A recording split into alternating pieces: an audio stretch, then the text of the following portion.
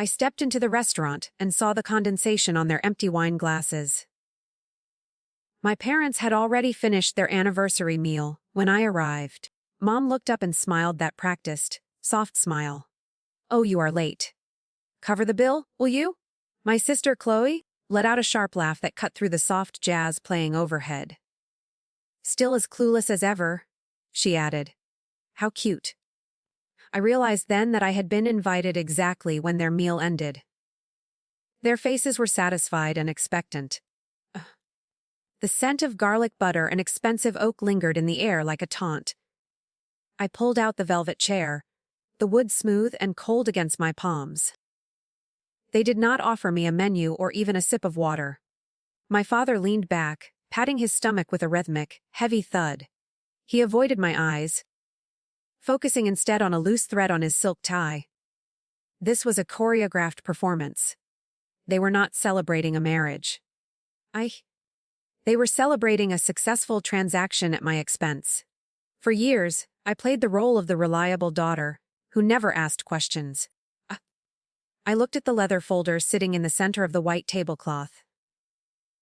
It was thick with receipts for appetizers, prime steaks, and vintage bottles. Chloe was already scrolling through her phone, her thumb clicking against the screen with bored indifference. She expected me to reach for my purse without a word. My mother leaned forward, her eyes tracking my every movement. She was waiting for the familiar click of my wallet.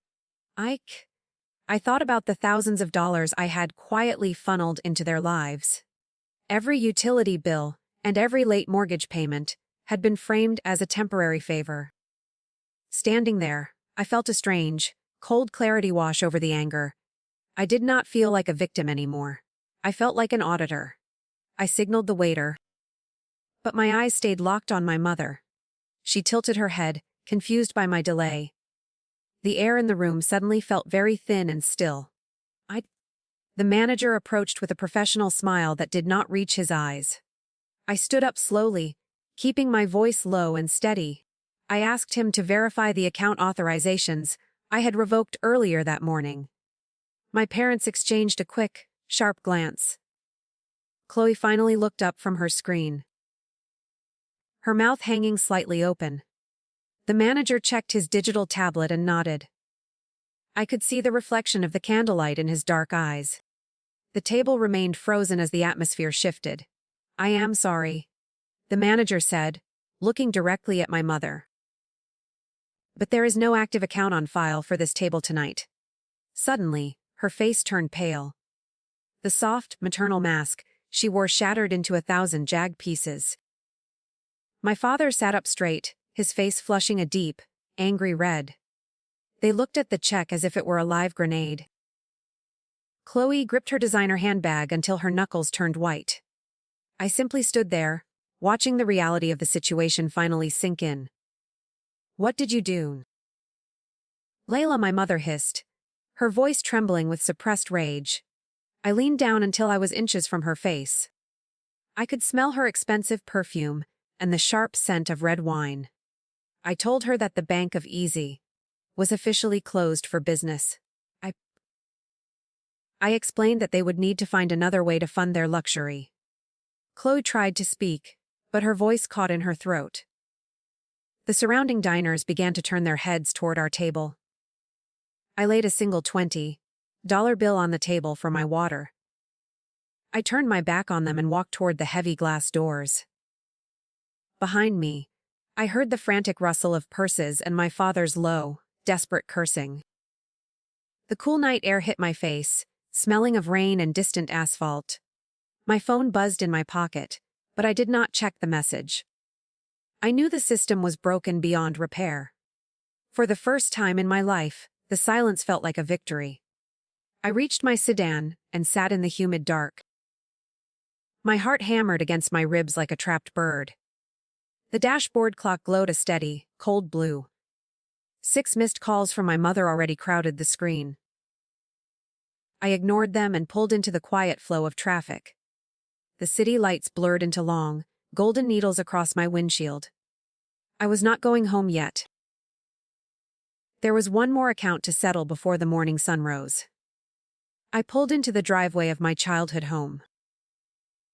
The brick facade looked imposing under the pale moonlight. I still had the key they forgot to take back years ago. I stepped inside and smelled the stale scent of lavender and old wood. My hands shook as I opened the heavy oak cabinet in the den. I found the blue ledger where my mother kept her secret notes. The leather felt dry and cracked under my fingertips. I turned the pages. The entries were more damning than I had ever imagined. She had recorded every cent I provided like it was a natural tax. Next to my name, she had written the word, unlimited, in red ink. My stomach churned as I saw the dates of their luxury vacations. They were all timed perfectly with my quarterly bonuses. She had even tracked Chloe's credit card interest as my responsibility. I realized then that my family was a business and I was the product. I heard a car door slam out on the gravel drive. Headlights swept across the darkened walls of the den like searchlights. My parents were home, and the air in the house grew heavy. I tucked the ledger under my arm and stood my ground. The front door creaked open with a slow, agonizing groan. I heard my mother's voice, sharp and high with panic. She was blaming my father for not having a backup card. They had no idea I was inside. They burst into the den and stopped dead at the sight of me. My mother's eyes darted to the blue book in my hand. Her face went from pale to a mottled, angry purple. "That is private property, Layla," she snapped, stepping forward. I did not move back an inch. I held the ledger up so the moonlight hit the red ink. I asked her why my name was listed as a revenue stream. The room became suffocatingly quiet and very cold. My father tried to play the peacemaker with a weak smile. He reached out to pat my shoulder, but I stepped aside. "We did it for the family future," he whispered. His voice lacked any real conviction or warmth. He looked at the ledger like it was a ghost from his past. I told him that my future was the only one they had spent. Chloe stood in the doorway, her designer heels clicking on the hardwood. She looked more annoyed than truly ashamed. I opened the ledger to the final page and pointed. There was a signature I did not recognize at the bottom. It was a loan application for a second mortgage on this house. My name was forged in a perfect, elegant script. I looked at my mother and saw the guilt in her eyes. She had not just used my money, she had stolen my credit. The realization felt like a physical blow to my chest. I felt the final tether snap. "I am calling the bank in the morning," I said. My voice was a flat, dead thing in the quiet room. My mother let out a strangled cry and grabbed my sleeve. She begged me to think about their reputation in the town. I pulled my arm away and felt nothing but cold stone. Chloe scoffed and told me I was being overly dramatic again. She still did not understand that the floor had vanished. The entitlement was a disease they could not cure. I walked past them without saying another single word. The ledger was tucked firmly under my arm as evidence. I reached the front door and stepped out into the night. My mother's cries followed me, but they sounded like static. I got into my car and locked the doors with a click. As I backed out, I noticed a black car parked across the street. A man I did not recognize was watching the house. He held a legal folder. The man in the black car did not blink as I drove past. I gripped the steering wheel, my mind racing through the legal implications of that forged signature.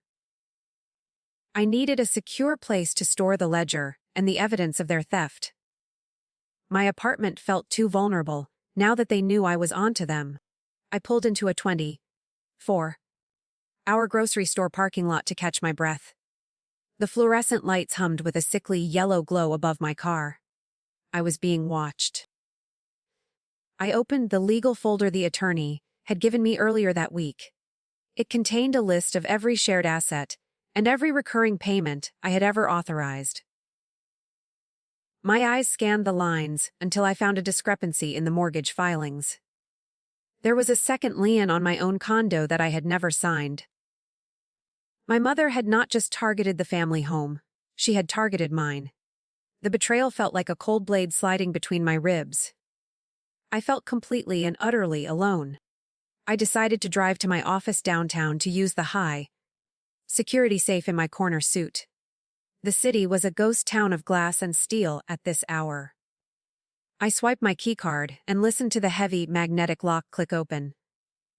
The air inside was filtered and smelled faintly of ozone and expensive carpet.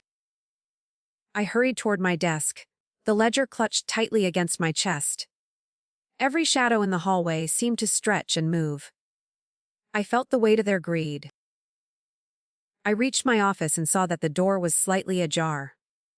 A thin sliver of light spilled out onto the dark floorboards. My heart hammered against my teeth as I pushed the door open with one finger. Chloe was sitting in my executive chair, spinning slowly with a glass of my scotch. She looked at me with a smirk that made my skin crawl. She was not alone. The man from the black car was standing by the window. He looked like a professional hunter. "You really should learn to change your passcodes, Layla," Chloe said, her voice dripping with mock pity. She gestured toward the man, who remained perfectly still. He was a private investigator hired by my mother to track my movements. Chloe told me that they had already filed a countersuit for elder abuse and financial coercion. They were trying to flip the narrative before I could even speak. It was a desperate move, but it was dangerous. My hands began to shake with fury. I walked to my desk and set the blue ledger down on the mahogany surface. I told the investigator that he was currently trespassing on private corporate property. He did not move, his eyes fixed on the book in front of me. Chloe laughed and stood up, smoothing her silk skirt. She told me that the forgery would be impossible to prove in court. They had hired an expert to mimic my handwriting years ago. They had been planning this exit strategy for a very long time. I realized then that they were not just after my money anymore. They wanted my professional reputation and my total silence. The investigator finally spoke, his voice a low, gravelly rasp that filled the room. He offered me a deal to hand over the ledger and disappear. If I refused, they would leak stories about my supposed instability to the press. The pressure was a physical weight on my shoulders. I looked at my sister and saw a complete and total stranger. "You think a few headlines can stop the truth?" I asked, my voice gaining a sudden, sharp edge. I reached into my pocket and pulled out my phone, which was already recording. Chloe's smirk faltered for a fraction of a second, as she saw the red light. I had captured her admission of the handwriting expert on tape. The power balance shifted instantly in the quiet office. The investigator shifted his weight, looking at Chloe with newfound doubt. I was not the easy mark anymore. I told them both to leave before I called the police to report a burglary. Chloe grabbed her bag and stormed out, her heels echoing like gunfire in the hall. The investigator lingered for a moment, giving me a respectful nod before following her. I was left alone in the dark office with the evidence of their crimes.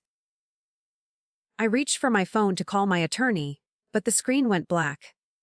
A new message appeared from an unknown sender. It was a photo of my front door. The photo of my front door felt like a physical strike. I stared at the screen until the image burned into my retinas. They were not just playing with my money. They were invading my sanctuary. I gripped the edge of my mahogany desk as the silent office grew colder. The unknown sender did not follow up with a text or a ransom. They wanted me to stew in the uncertainty of the threat. I knew I could not go home to that hollowed out peace tonight. I grabbed the ledger and my laptop, shoving them into my briefcase with frantic energy. My hands were steady, but my mind was a chaotic storm of defensive maneuvers. I needed a neutral ground where they could not reach me with their shadows. I thought of a small boutique hotel on the outskirts of the city. It was a place my mother would never visit because the lobby lacked gold leaf. I hurried toward the service elevator to avoid the main lobby cameras. The metal doors slid shut. I reached the parking garage and scanned the rows of cars for the black sedan. The silence was absolute, broken only by the hum of the ventilation fans. I drove toward the exit, keeping my headlights off until I reached the street. The city was waking up, with gray light bleeding over the horizon like a bruise. I checked my rearview mirror every 3 blocks to ensure no one followed. My phone remained dark and silent in the center console. I felt like a ghost. The hotel clerk checked me in, without a second glance at my disheveled appearance. I walked into the small room and immediately bolted the door with the heavy chain. The air smelled faintly of lemon polish and old carpet. I sat on the edge of the stiff bed and opened the ledger again. I needed to find a vulnerability they had overlooked in their haste. My fingers traced the forged signatures until I noticed a small, purple smudge. It was a fingerprint in the margin. I used my phone to take a high-resolution photo of the ink mark. I sent it to a contact in the forensics department of my firm. If I could prove the print belonged to my mother, the forgery claim would stick. I waited in the dim light, watching the sunrise paint the walls a dull orange. A notification pinged on my laptop, but it was not about the print.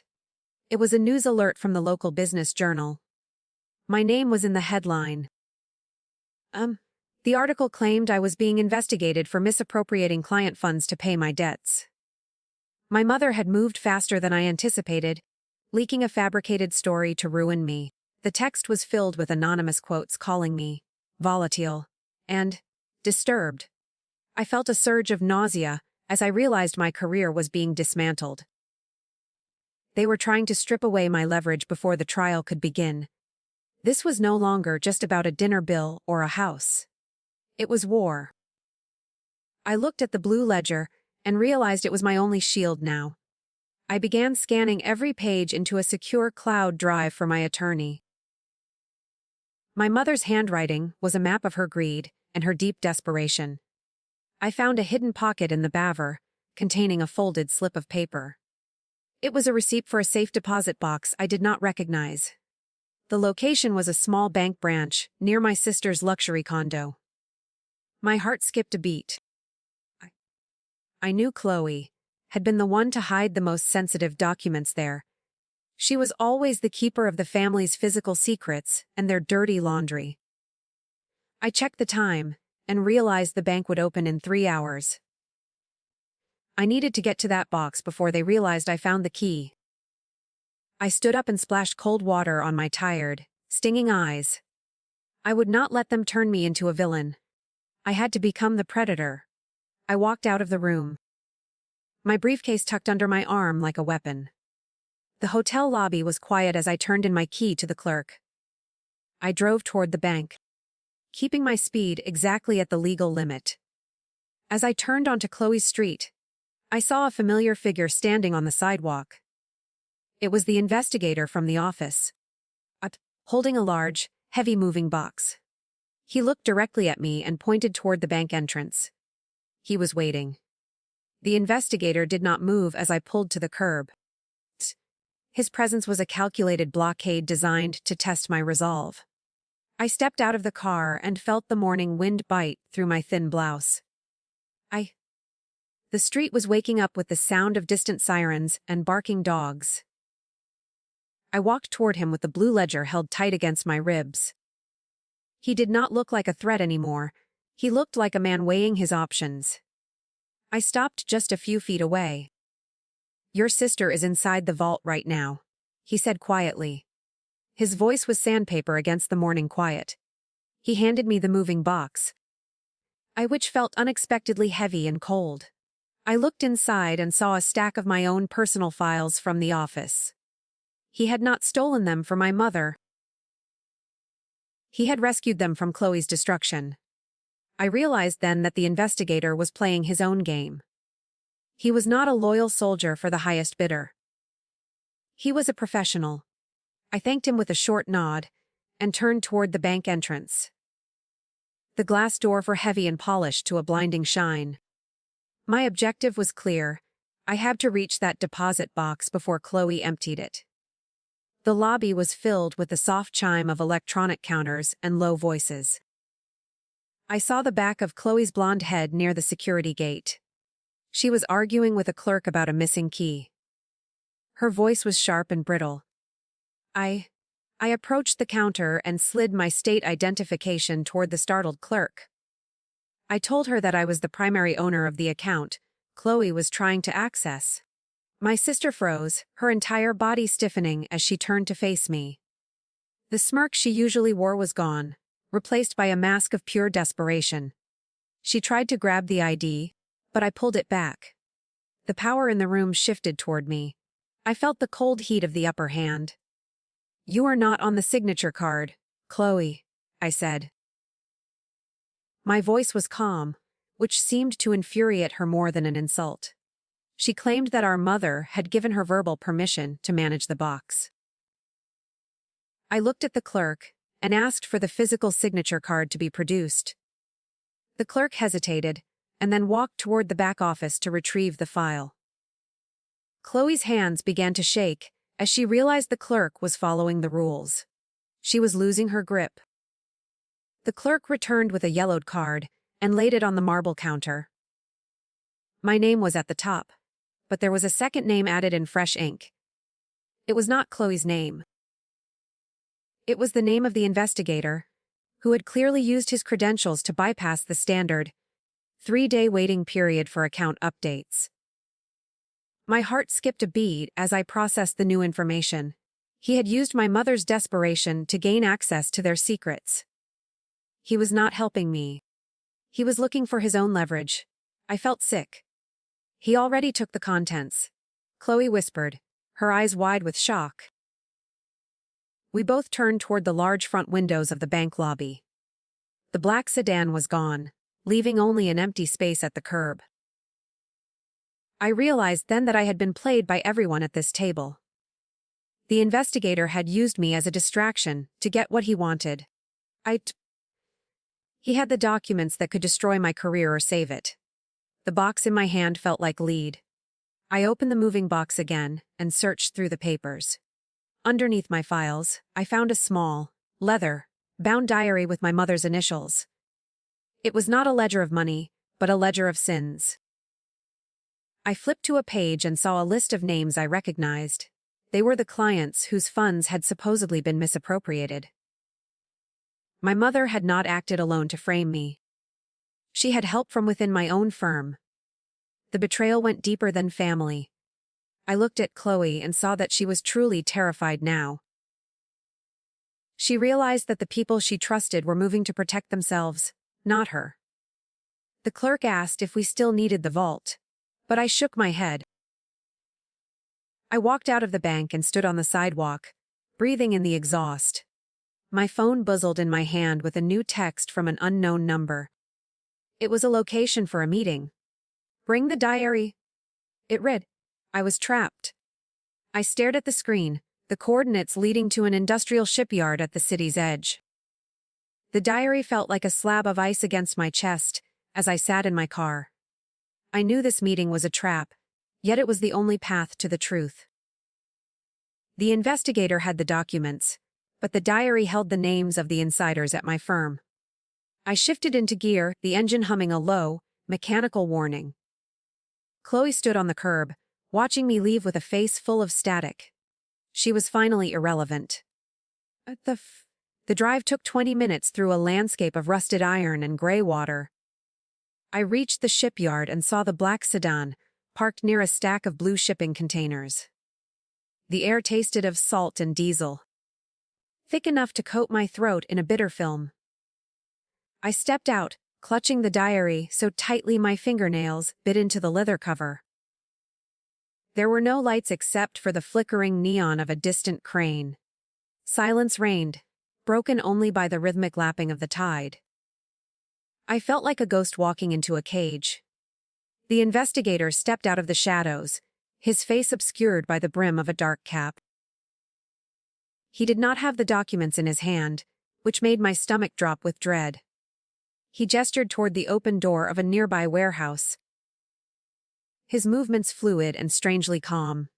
I asked him where the files were, my voice steady despite the adrenaline. He told me that the documents were safe, but the price for them had just tripled. He looked over my shoulder, and I heard the gravel crunch behind me. I spun around. It was my boss, Marcus, looking sharp in a tailored wool coat that cost my yearly salary. He did not look surprised to see me, nor did he look particularly angry or worried. He held a silver lighter, flicking the flame on and off with a steady, hypnotic click. I realized then that the insider at my firm was the man who had hired me. He had used my family's greed as a smokescreen for his own massive embezzlement. My mother had been his pawn, but I was his chosen sacrifice. The betrayal felt absolute. "You were always so efficient, Layla," Marcus said, his voice smooth as silk and twice as cold. He explained that my reputation for being easy made me the perfect candidate for the fall. He had been funneling client funds into offshore accounts, using my digital signature for several months. My mother had provided the internal access codes and physical office keys he needed to make the trail look like a domestic theft I had orchestrated. I looked at the investigator, who was now standing closer to Marcus than to me. The two men were partners. I was the only outsider left at this meeting. I opened the diary and held it over the dark, churning water of the harbor. I told them that if they took a step closer, the only evidence of their partnership would sink. Marcus stopped flicking the lighter, his eyes narrowing into two sharp slits of focused blue light. He called my bluff, stating that I would never destroy my only chance at legal exoneration. I smiled, a cold and hollow thing that felt like a crack in a frozen lake. I told him that I had already scanned every page into a cloud drive. He froze. The investigator laughed, a dry sound that lacked any real mirth or warmth in the salt air. He told Marcus that I was smarter than they gave me credit for at dinner. He pulled a thick manila envelope from his jacket and held it out toward me. He said he preferred to work with winners, and Marcus was starting to look like a loser.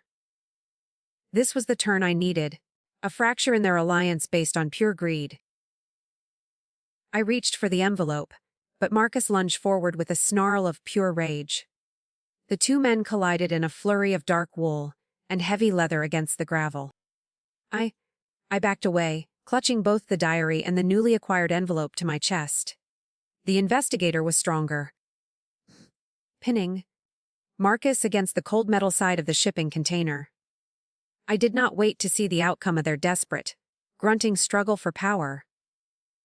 I ran toward my car, the sound of my breathing loud in the cavernous silence of the yard. I scrambled inside and locked the doors, my hands shaking with a frantic energy. I drove away without looking back at the warehouse or the two men fighting in the dirt. I needed to get to a police station, but the headlights of a car appeared behind. It was not the black sedan, it was a white SUV, I recognized instantly as Chloe's. She was following me, her high beams flashing in a rhythmic, frantic pattern of distress. I realized she had seen Marcus at the shipyard and finally understood the danger. She was not trying to stop me. She was trying to escape with me. The road ahead was narrow, flanked by steep concrete walls and rusted chain link fences of the port. I slowed down to let her catch up, but she swerved violently to avoid a barrier. Her car hit a stack of wooden pallets, spinning across the wet asphalt in a loud screech. I slammed on my brakes and watched as her vehicle came to a rest near the edge. Smoke began to curl from her crumpled hood, glowing white in my own red taillights.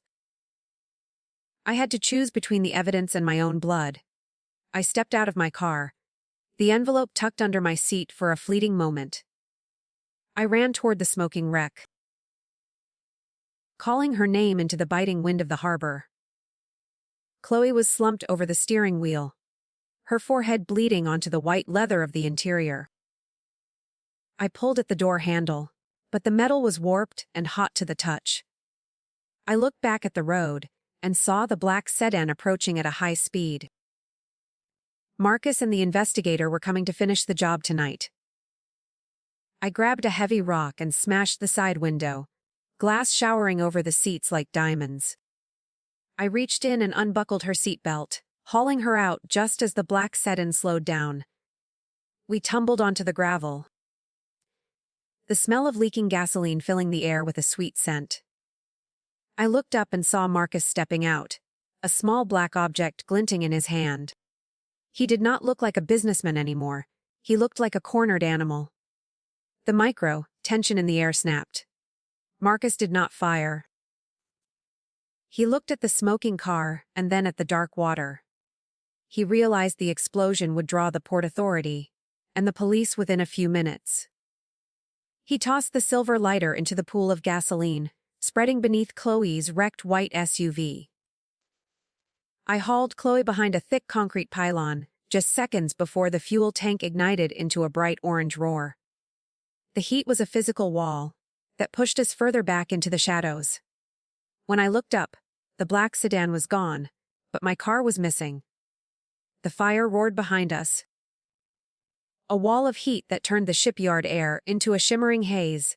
My car was gone, stolen by Marcus in his desperate retreat toward the city limits. I knelt on the cold gravel, pulling Chloe further away from the burning wreckage of her SUV. Her breathing was shallow, a ragged whistle against the backdrop of crackling metal and distant sirens.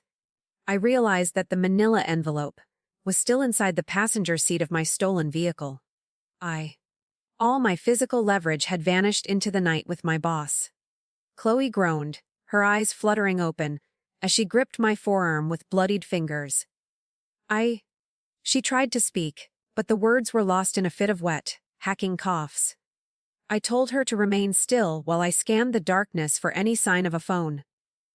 My own mobile was still in the center console of my missing sedan. We were isolated in a wasteland of rusted steel and salt spray. Then, I saw a glint of metal near the concrete pylon where we hid. It was a burner phone, likely dropped by the investigator during the scuffle, to ensure I could still track the target. I grabbed the device. Noticing the screen was already lit with a single active notification.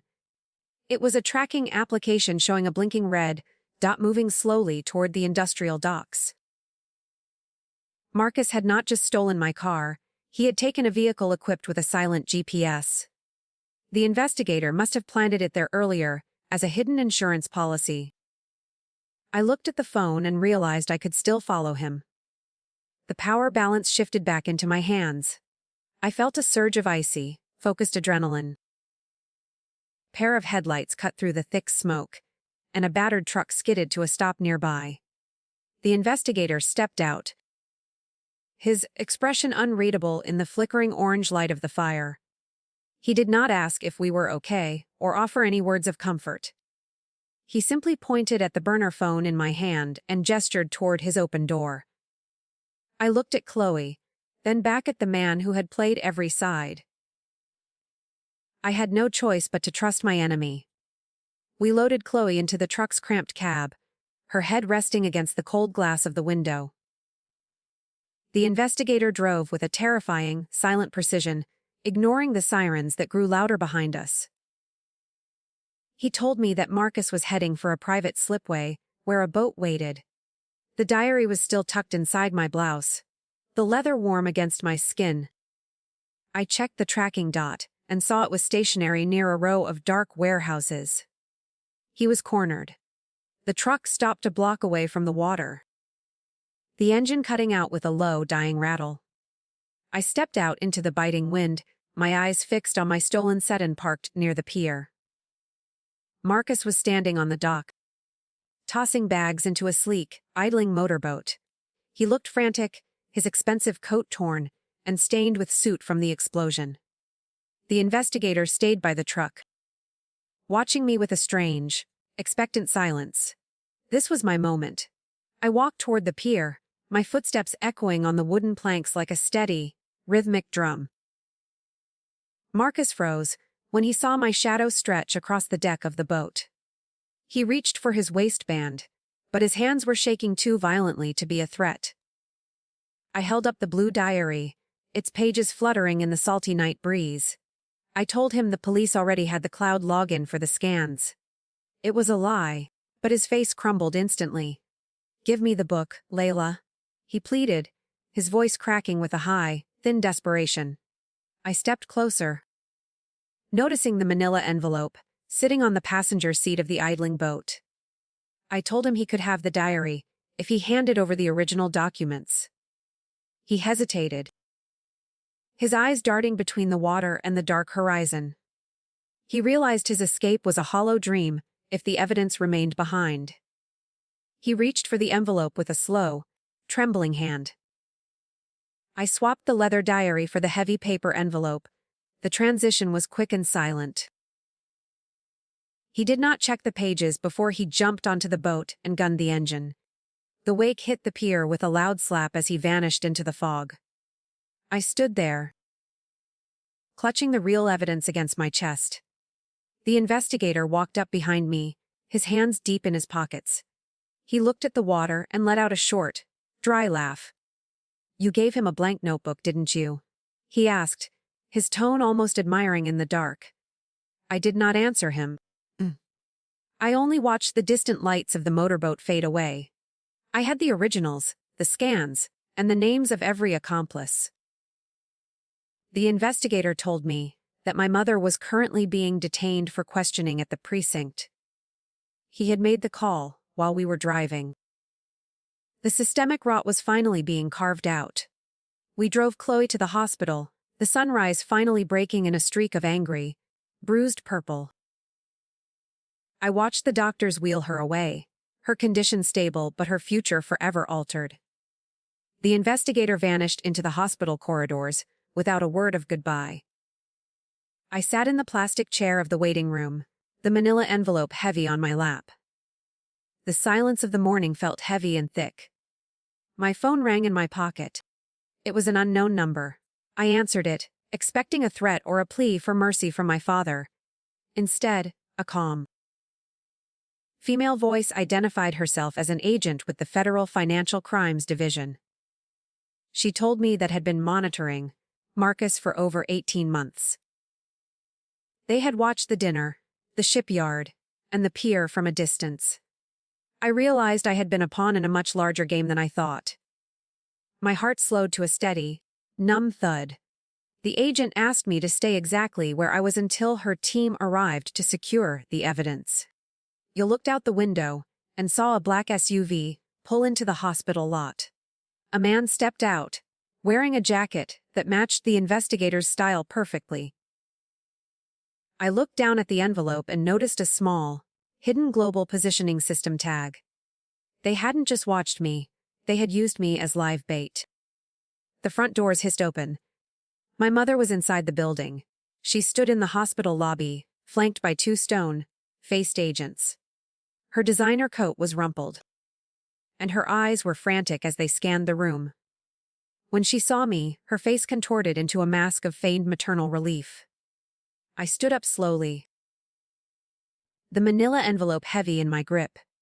The federal agent approached me with an outstretched hand and a cold, professional smile. I realized my mother was not a prisoner. She was an informant. She had traded my safety for her own immunity.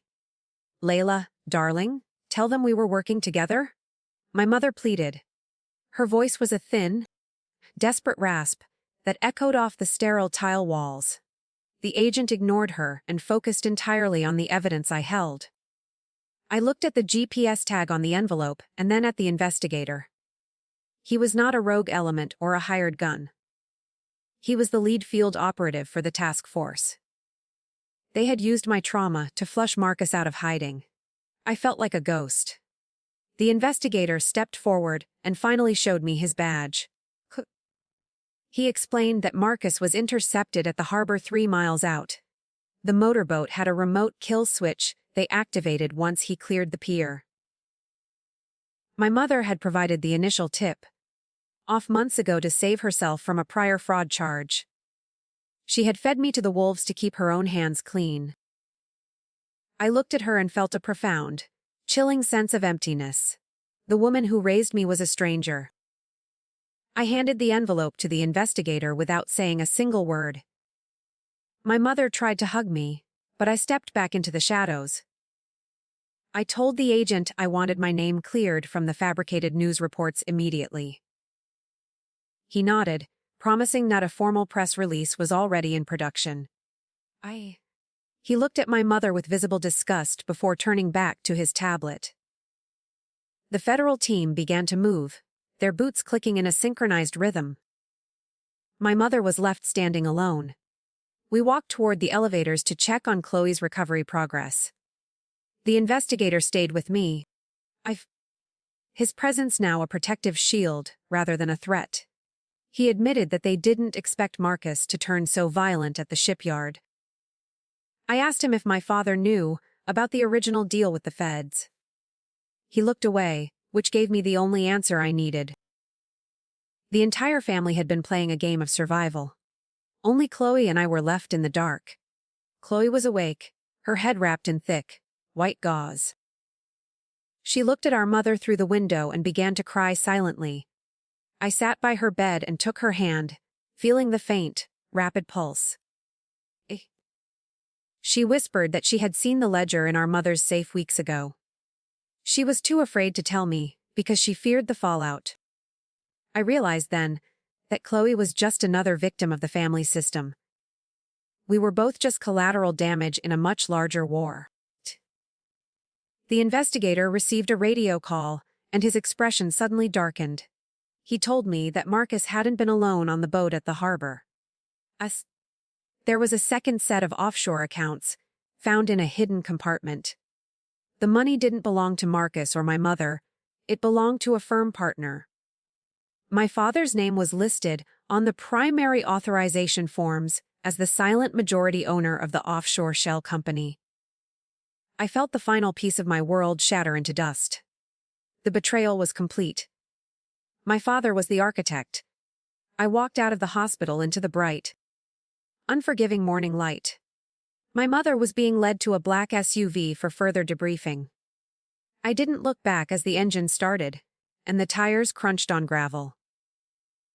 My phone buzzed one last time with a message from an unknown number. It was a photo of a restaurant menu from the night of the anniversary.